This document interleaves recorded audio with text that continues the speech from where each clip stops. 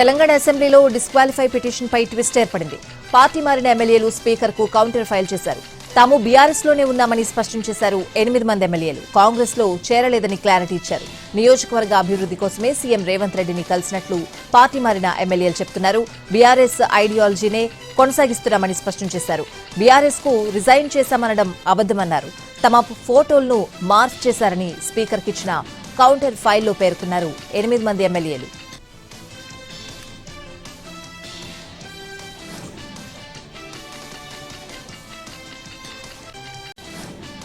తెలంగాణ అసెంబ్లీలో డిస్క్వాలిఫై పిటిషన్పై ట్విస్ట్ ఏర్పడింది.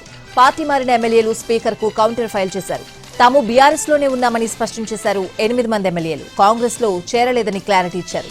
నియోజకవర్గ అభివృద్ధి కోసమే సీఎం రేవంత్ రెడ్డిని కలిసినట్లు పార్టీ మారిన ఎమ్మెల్యేలు చెప్తున్నారు. బీఆర్ఎస్ ఐడియాలజీనే కొనసాగిస్తున్నామని స్పష్టం చేశారు. బీఆర్ఎస్ కు రిజైన్ చేశామనడం అబద్దమన్నారు. తమ ఫోటోలను మార్క్ చేశారని స్పీకర్కి ఇచ్చిన కౌంటర్ ఫైల్లో పేర్కొన్నారు 8 మంది ఎమ్మెల్యేలు.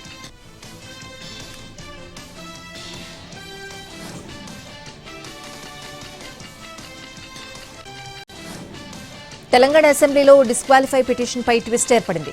పార్టీ మారిన ఎమ్మెల్యేలు స్పీకర్కు కౌంటర్ ఫైల్ చేశారు. తాము బీఆర్ఎస్లోనే ఉన్నామని స్పష్టం చేశారు. 8 మంది ఎమ్మెల్యేలు కాంగ్రెస్లో చేరలేదని క్లారిటీ ఇచ్చారు.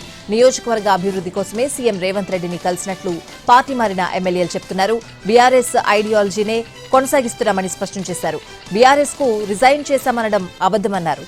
తమ ఫోటోలను మార్క్ చేశారని స్పీకర్కి ఇచ్చిన కౌంటర్ ఫైల్లో పేర్కొన్నారు 8 మంది ఎమ్మెల్యేలు.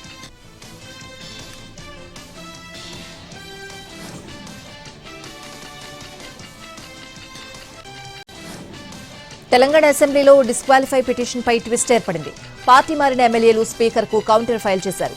తాము బీఆర్ఎస్లోనే ఉన్నామని స్పష్టం చేశారు. 8 మంది ఎమ్మెల్యేలు కాంగ్రెస్లో చేరలేదని క్లారిటీ ఇచ్చారు. నియోజకవర్గ అభివృద్ధి కోసమే సీఎం రేవంత్ రెడ్డిని కలిసినట్లు పార్టీ మారిన ఎమ్మెల్యేలు చెప్తున్నారు. బీఆర్ఎస్ ఐడియాలజీనే కొనసాగిస్తున్నామని స్పష్టం చేశారు. బీఆర్ఎస్ కు రిజైన్ చేశామనడం అబద్దమన్నారు.